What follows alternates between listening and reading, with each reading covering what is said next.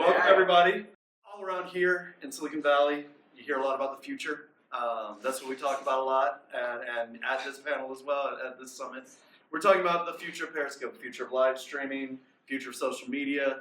But at this panel, we're going to talk a little bit about history. But we are going to get into the future of history.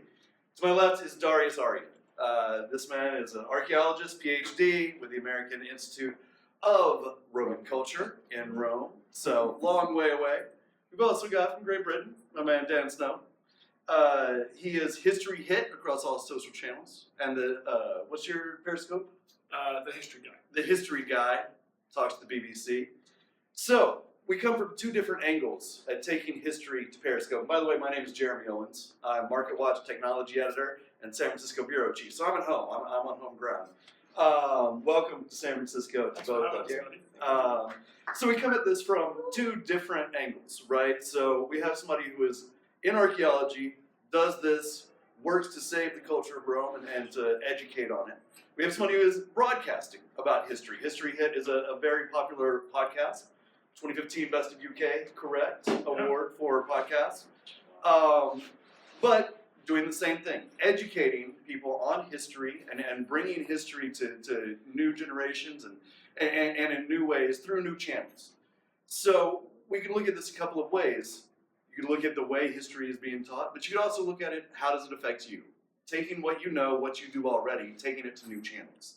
They've obviously been able to do this. So let's talk a little bit. And first, I mean, since you're both into history, give me a little bit of the historical context behind Periscope. This is something that takes from social networking, which is more recent, but also broadcasting, which has much larger roots. So talk to me a little bit, put Periscope and live streaming itself into a historical context for me.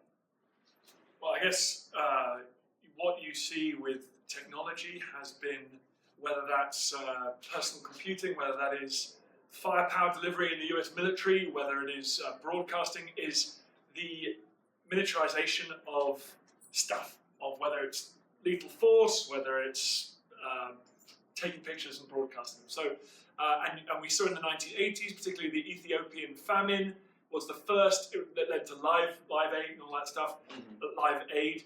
That was the product of a guy on the ground with primitive but portable equipment. He was able to go down there, take pictures of this famine situation. It was very raw, it was very shocking to the world, and that led to an enormous philanthropic outpouring. So what's happened since then is we're just getting better and better at doing that process, right? So now, this is why Periscope for me is, like, the day it was released, I just thought, as a historian and someone who's interested in these, in the great sweep of events, I thought this is alright. This is where that journey that started with a huge camera that needed putting on the back of a truck in like 1910 has now ended here with me in Turkey with this 4G enabled phone and finally that global audience. You know, and that's what broadcasters and journalists have been dreaming of. That's what, in the Vietnam War, they were rushing their tapes back to get to the bureau in Saigon, and then they were uploading it, and then they were scooping each other. Well, that journey has kind of ended. That journey has ended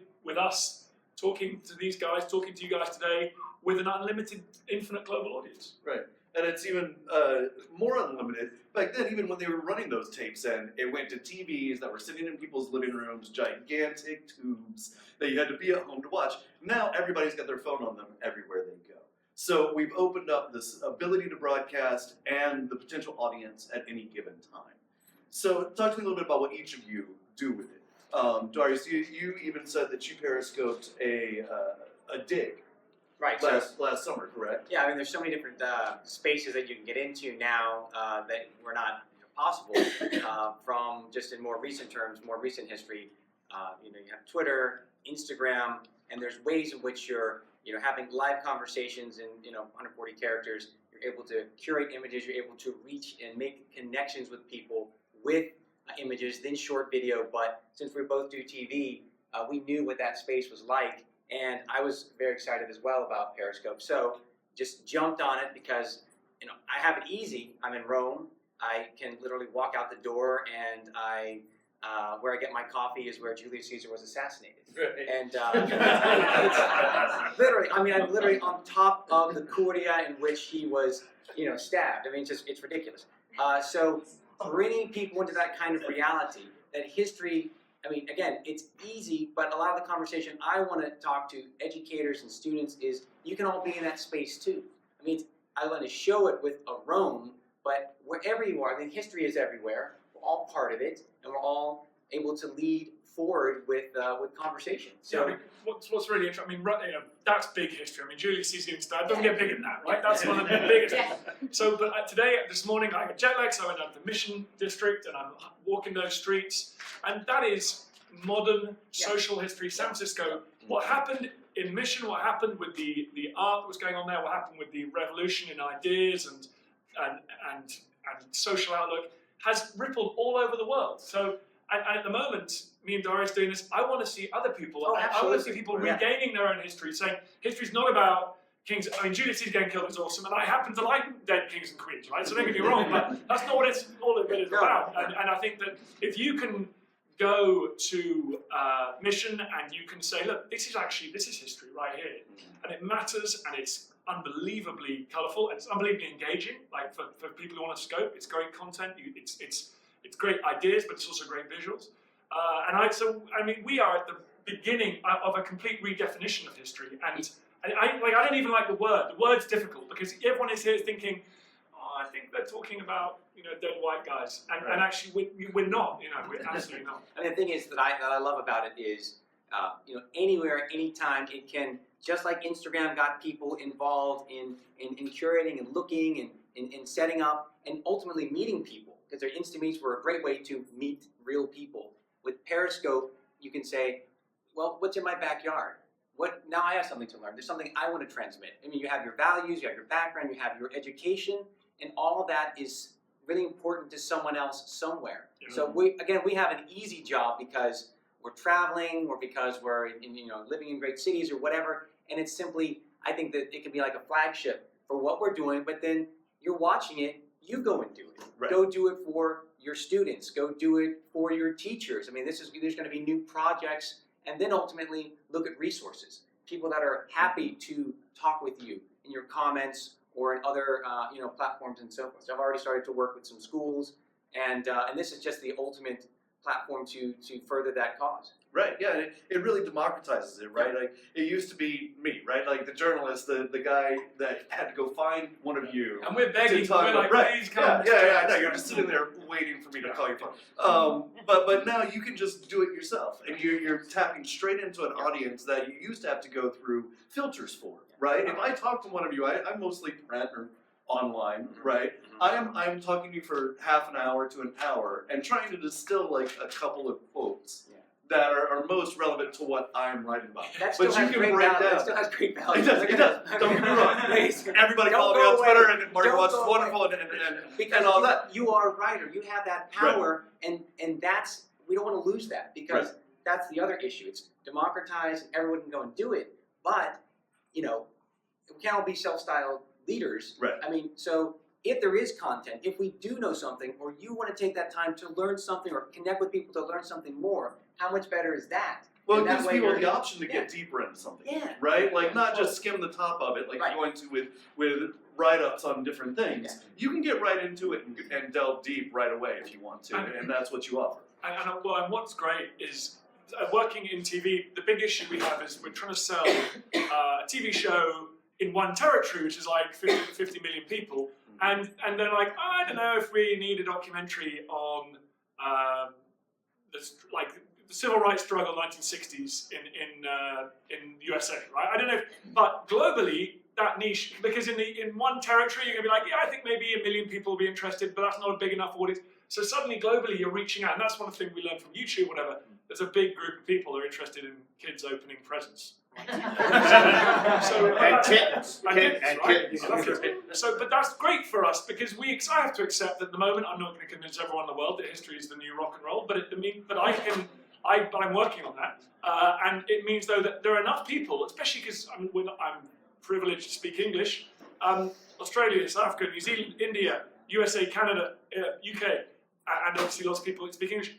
There is a huge audience out there who already think history is brilliant, but we're struggling to access them through the traditional broadcasters because they're all divided up into territories. Whereas now, of course, it is just one territory. And that's why your scopes are full of people from all around the world. Yeah, You know, there's- crazy. if our scopes like only people in the UK could watch this, I wouldn't be here today. I mean, I had like 5 people.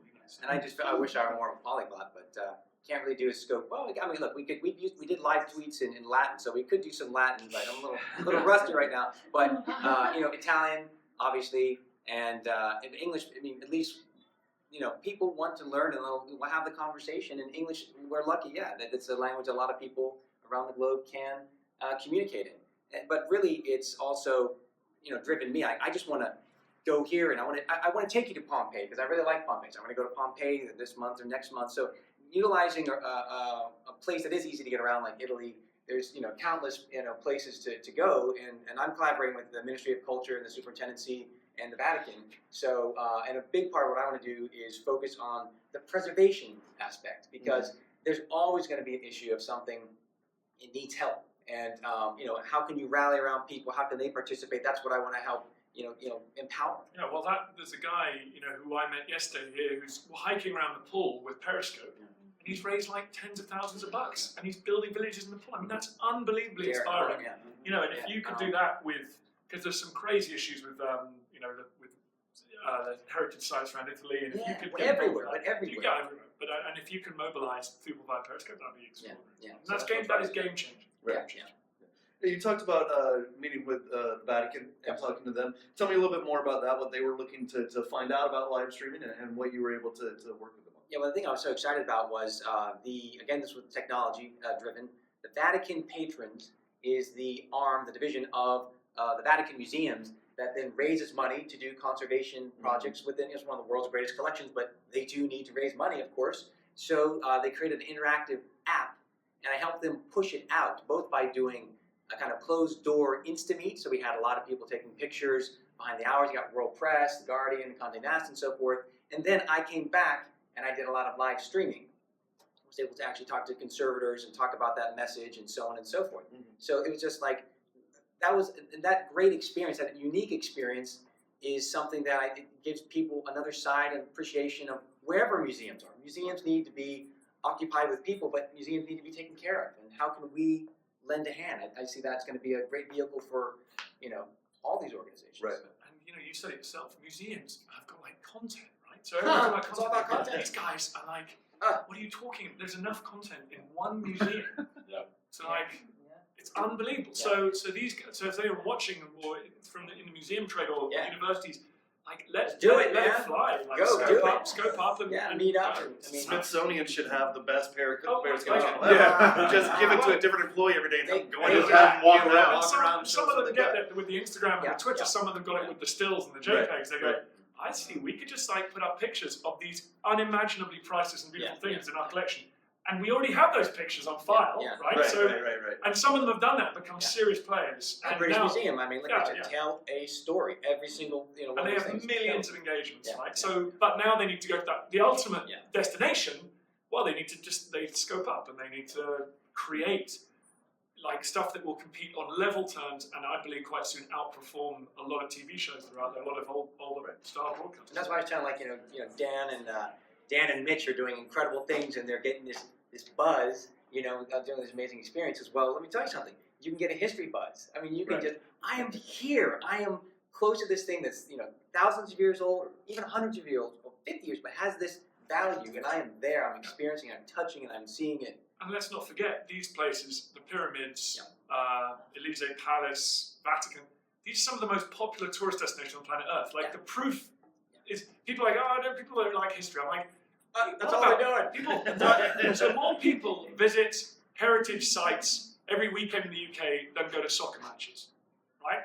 Because there's lots of heritage sites. But I mean, that's what they do. Because you go with your kids, you maybe go to the garden, you have a coffee. You're not necessarily nailing all the art and looking at all the boxes. No. But you are So if anyone's worried about how niche this is, it's huge. Everyone wants to go to the pyramids, Angkor Wat. That stuff is Rome. They want to have coffee with Julius Caesar and stuff, right? Have coffee with me. It's fine. Yeah. And we already know that is a huge opportunity, and people are engaged with that. And some of the best scopes, you're not telling everyone all the detail. No. You're just going, look, here's sunset at the something you have to start, like when you go in the Coliseum at sunset. It's great. I mean, that's phenomenal. Yeah, and it gives you a chance. You mentioned history kind of has this boring connotation as soon as you say it. You're like, oh, yeah, But you are able to bring it to these new channels and bring it to a new audience, correct? That's something that this kind of this offers you. Yes. That's even more interactive with the audience than who's Facebook, editing, Twitter, Instagram. Yeah. Who's filtering us? Who's editing us? Right. That's it.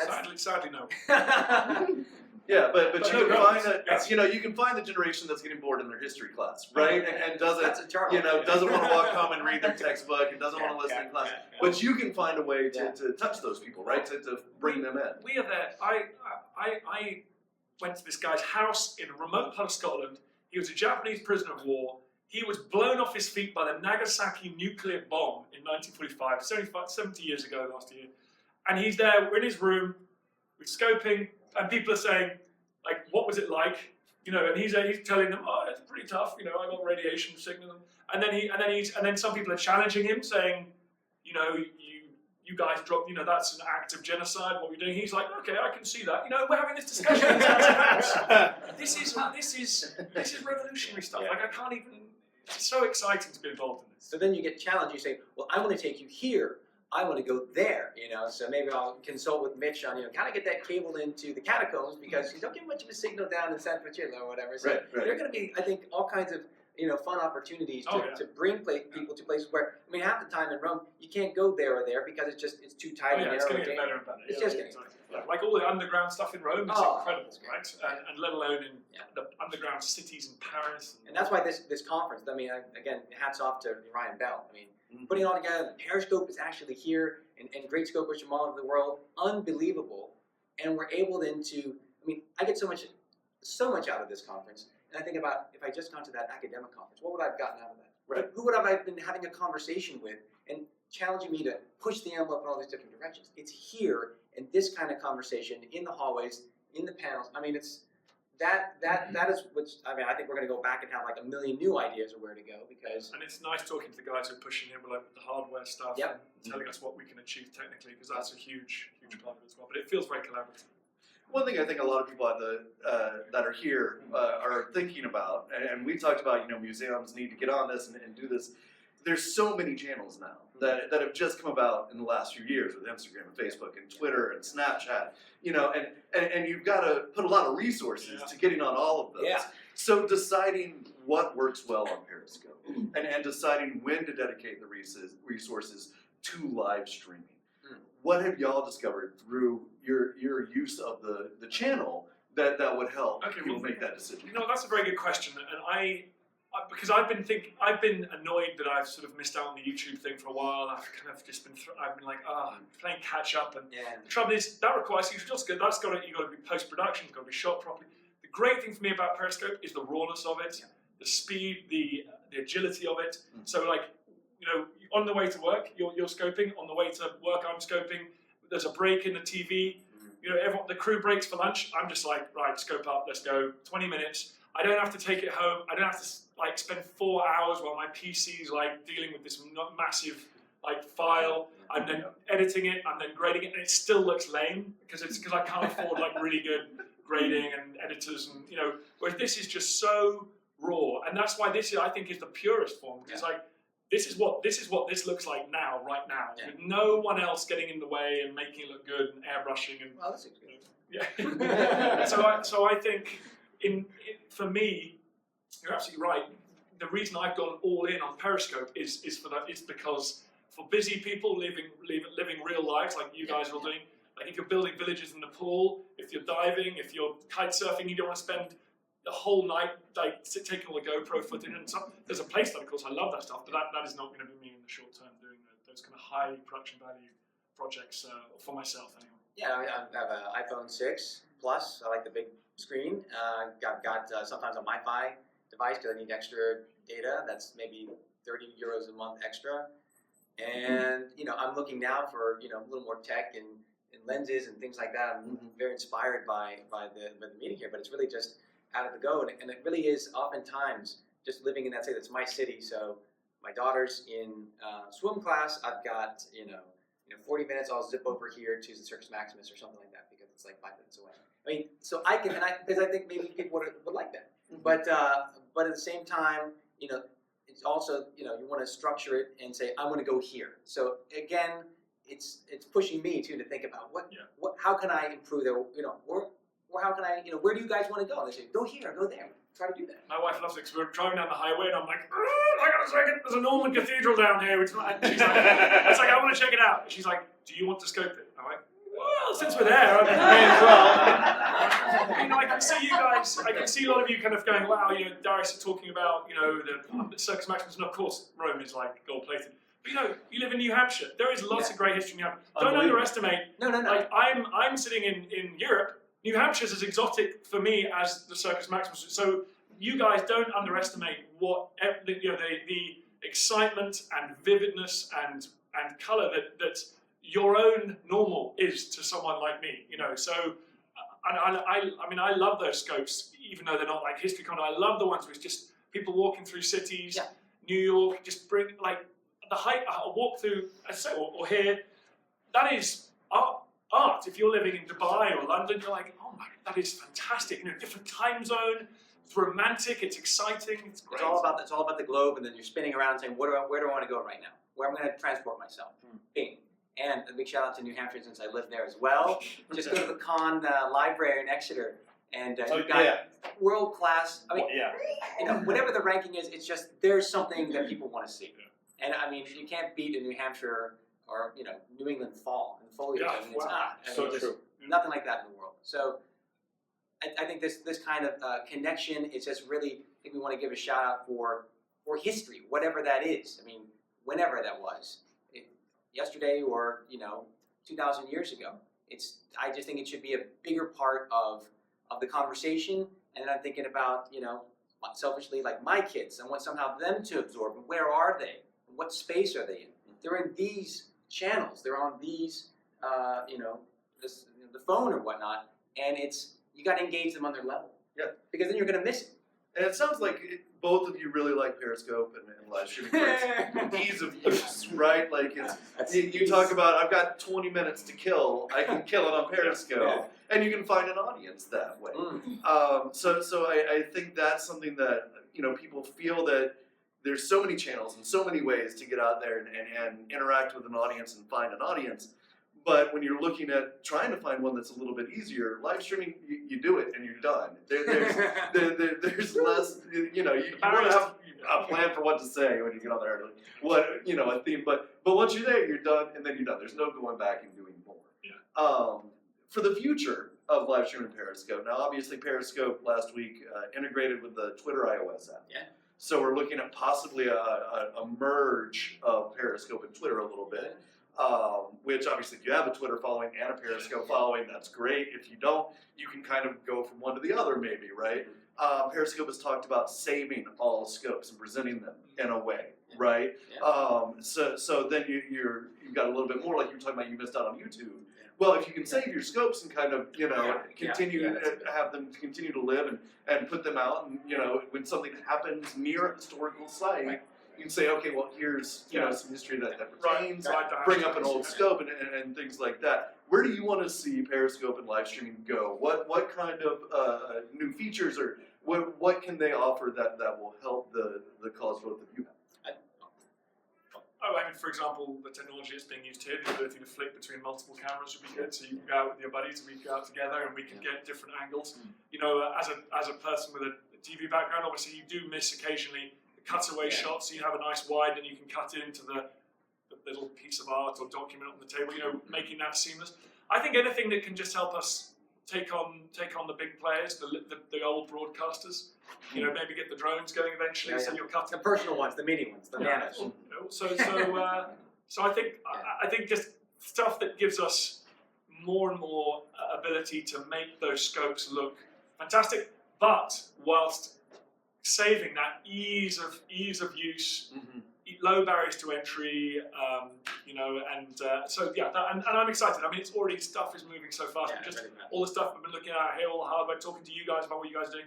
I think it's just every month these scopes can look better and better. So I got the gyro stabilized thing for the iPhone, and it's So that's CES. it's crazy. Yeah. And people were just going, oh my God, what are you using? This is, and the numbers are up, everything's up when you, and that's before you've even tinkered with lighting or other cameras or.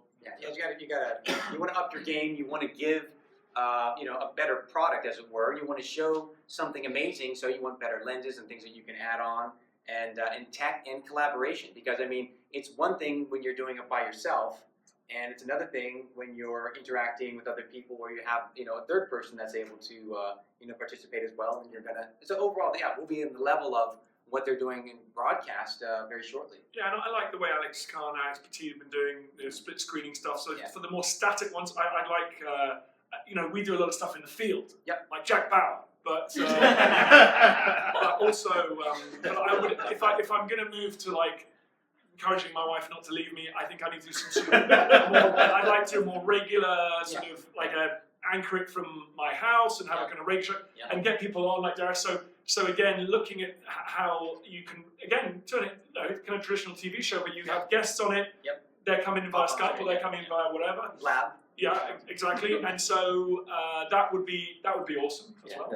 And the thing is, I mean, also even with the tech, it's we're setting something like this up where we're in the studio space. You just have the green screen in the back, so you can even show something that you just you have in from another time, and you can refer to it and so forth, just with a little green screen, right behind you. So I think that's it's, the game will go up, and we want both formats. Yeah, which I guess we're kind of saying it's tough, cool, but with our generation is selfish, right? We want everything, but we're saying we'd like to keep the best of Periscope, which is the awesome speed and agility of it, but also let's get the quality from the old media experience as well, and then so it's ambitious, but that's it sounds like there's an avenue there. I mean, you're talking about Periscope is owned by Twitter, which is a public company, which needs to make more money, and they've had a rough ride on Wall Street. But it sounds like they could come out with a Periscope Pro for professionals, offering more software tools, probably charging you. I would buy that. I haven't thought about that. That's a good point. Yeah, but if you leave the current app as it is, exactly, something like that. If you leave the current experience as is for people who don't want to pay and are finding their audience the way that they're going through that. But if you offer more tools and more things like that, you could bring in more revenue through this. And also, that's good. We need to support this company. They're trailblazing. They've given us a huge amount. I've got no problem with their need to make money, right? So also, the space of we're talking about history, but the space of education. We're talking about museums and so forth. Educators, look what they can both benefit from, but also what they can utilize for themselves, and they should just feel comfortable saying, "I can do this." And this is a lot of the discussion in the whole conference is that. Yeah. So I'm curious, what do you think about somehow changing the paradigm so museums can allow people to scope while they're there? Because just like events are finally starting to get that it actually serves events for spreading the awareness. Some museums yes, and some museums say no. I tend not to ask, and then as forgiveness. Allow cameras on and allow them to be on. The Met does not allow. I know that because they don't. I even so I went to the virtual. I went to the virtual aquarium because I think holy cow, this is amazing. Not history, but I mean it's amazing stuff they have there. Yeah, it's amazing. So so I approached them, and the general feeling is just like with a lot of brands is they don't know what to make of it. They don't. It's new. And I said this the other day in my presentation. I think it's almost too powerful. They don't know how to yield it. It's like getting a brand new lightsaber. They're like. There are a lot of spaces, legal spaces. There are legal spaces like maybe this is on loan, and therefore you can't film this, or maybe it's part of a visiting collection. So I mean, you have to, And I have to figure it out. I think that you guys, there is no question with this kind of stuff and some other stuff that I've seen at CES, the Movi, and some of the other stuff, you can absolutely produce on the same level as any type of BBC, whatever in the US. As long as you got the content, You guys have the content. You got it. That's not a problem. So I have a question that could be really challenging and ethical, and we could have a big fight in here, potentially. I don't think so. But it comes from, and here's the context. We talk about history, and I love, Dan, what you said yesterday. We're basically a product of everything that's happened to us in the past, knowing and unknowing, to right now. Yesterday, the Patriots won. And when I was talking, I think Darius was talking to you. I live in New Hampshire. Almost every town in New Hampshire is named after someplace in the UK. there's a lot of history Yeah. there. And we have America's Stonehenge, and I was at Stonehenge. And we have participation trophies and politically correct, and we don't want to hurt anyone's feelings. And that guy whose arm was broken in 4 pieces probably had his feelings hurt. My point being that we seem to have this movement, we want to rewrite stuff so that people don't feel bad. You know what? Slavery was real. You can't make it go away by taking it out of the books. Whose responsibility is it to, I mean, it's obviously your responsibility to report stuff accurately, but who filters it so we're getting the actual history and not some interpretation? Well, you've got to take it in your own hands, right? I mean, that's what Periscope does. So in China, the history books don't have any reference to Tiananmen Square in it, right? So that's the opposite of what we're doing here, which is everyone can tell their own history and debate, and you can scope about the things that are important to you and you think are worthy of remembrance. And you know, we've lost proper history, as lots of communities have had their stories written out and destroyed. And the Mayas had everything destroyed by the Spanish. Now that can't happen anymore because people just go, hang on, I need to scope up and record this for posterity, and this is important to me. So I think it's a huge tool for reversing that process. And it's a big tool, like on social media, you actually see a lot of false information. I mean, that's, Oh, you look on Facebook. I live in New Hampshire. We have the political primary coming up. False information. Yeah, so there's false let's talk information about that flying all clown around. Yeah. And so you've got people that you can verify their bona fides, right? And find out what their background is and what they, it's not ideological. This is history, right? And so you can kind of, you have that ability to access that raw information in a way that, when you get to filters, you can't trust it as much. You want to get right to the direct. So you can actually go look, and there's an archive of either of these guys or anyone in the room. Yeah. This is this is what actually happened. This is the real thing. Right. Cool. Yes. I'm a questionaholic right now. When you look back at history and you see turning points where it then shifted how we as people or humanity of the world then started being shaped. The Industrial Revolution, TV, all that. When you look at Periscope and how that maybe, I'd be curious from looking ahead of the future and looking back at this as history, how that's shaping us as people, like wanting more raw authenticity or real. Like, what's your take on how we'll look back and see how this has shaped us and how we operate? This is the game changer. I mean, this is we've had live streaming for years. We've been talking about this, and then all of a sudden now it's to the point where if you have that bandwidth, you just turn it on. So that's going to be something that's very, very interesting because we're just going to get flooded with we're already flooded with photographs, and people talk about the trillions and billions of photos that we have. Now we're going to have that exponentially because everyone's going to be filming it. How do you distill that? That's going to be difficult. You've got kids in Syria taking pictures on cell phones that 20 years ago would have won a Pulitzer Prize. Like, if that was in Vietnam War, that would have won a Pulitzer like this. And that's just so. And that now is going to get transferred to video, instant video, high quality instant video. When it's gyroscope, at the moment it's like crazy and bad. But so we have no idea where this story ends. But I can guarantee one thing, which is that we're going to be. If we think that we've been shocked by pictures that have come out of the migrant crisis or Vietnam, the napalm gun, everything, that's like a tiny, tiny tip of the iceberg compared to. I mean, we have no pictures of the genocide in Darfur, right, for example, which happened in all of our lifetimes a few years ago.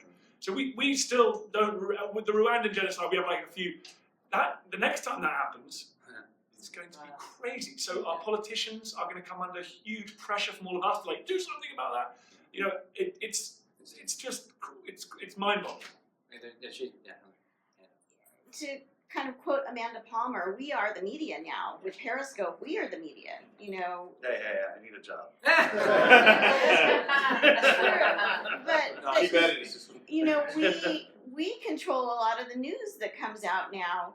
Sometimes people on Periscope have broke the news. Well, the Paris attacks were interesting. So it's really going to be even more and more interesting as time goes by to see how this develops. But I mean, right now we've already seen so many things happen in just the last few months. Right. Well, look at the issue of police brutality in this country. That's an issue that's come about through video capture. And again, that's only the beginning. Wait till it's in our contact lens. Wait till we're recording everything all the time. We're going to see.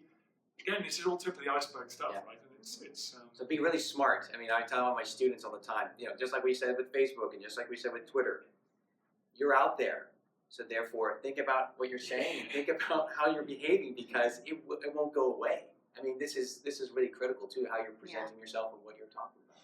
And you say we are the media. It changes the media as well. The media wants to sit there and look at all those channels and try to force feed, because not everybody, it's very hard to look at all those channels at once, right? So like that's actually, I can tell you what goes on in newsrooms. You have people watching all of those channels, looking for the people making news on the ground and trying to get it back out there. And that's as great quickly that you as guys are possible, doing that, you know? right? Because you need that collation. Right, it's very difficult to do that all day. I mean, that is not everybody's job, right? Like, most people work 8 to 12 hours a day at something else, and then you want somebody to tell you, okay, here's what you missed, right? Like, here's what me watching all day. So I am saying I get to watch the internet all day. Get back. For those of us who are, Periscopers ourselves, there's history everywhere, and even here in San Francisco, not just in a museum, we've got the 1906 earthquake. There's sites, the Ferry Building was actually up during the 1906 earthquake. Napa Valley, the story of Napa Valley and how it happened and survived Prohibition. So how would you, if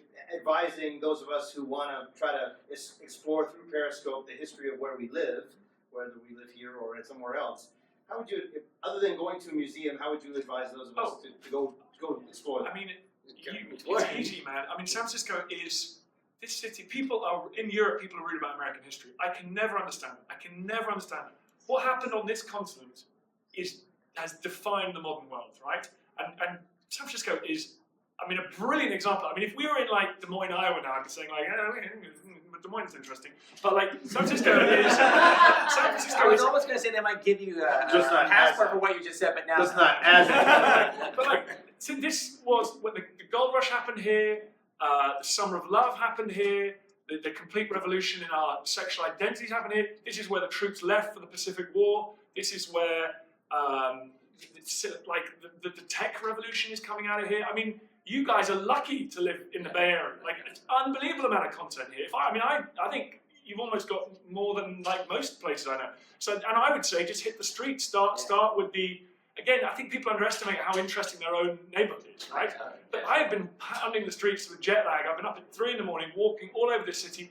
For me, it's like, oh my goodness, it's like, for me, it's like you guys going to Rome or Angkor Wat or something. I'm in heaven here, and I would just start. Yeah, I mean, the museums are hard, places with legal things, but I just hit the streets, walk, show people stuff. Everything you mentioned, I mean, everything No, you mentioned is gold. Yeah, I mean, it's like you've got it. If you know it, if you're a local and you've experienced it, or you have a relative, I mean, any kind of connection that you can show that, because this is your town. I mean, because, and your favorite place to, I take people to my favorite coffee shop. I went to the oldest coffee shop, and it's Italian, in San Francisco, Cafe Trieste. A friend of mine, a local, took me there, and I mean, take me there again. So it's like, I love that. Bank of America started here. Well, there you go. So yeah, exactly. So, there's financial institutions as well. So hit the streets. You know what? Being honest, it's easy. You get your smartphone out. You have a quick look at Wikipedia before you do it. You check. Okay, this is what. These are the points I'm going to hit. Check your sources. Check your sources. Obviously, Go down. Yeah. But you know because it's your town. So it's more like reminding us. Oh yeah, that building was actually there. Okay. Yeah. You plan it. You have a 10-minute walk up the street. You hit a few. And then the other thing is you connect with people and they give you, you ask for the comments and they're like, wow, so-and-so just said, I didn't know that, but that's something you throw it out there and someone says that's not true. I mean, I do that a lot.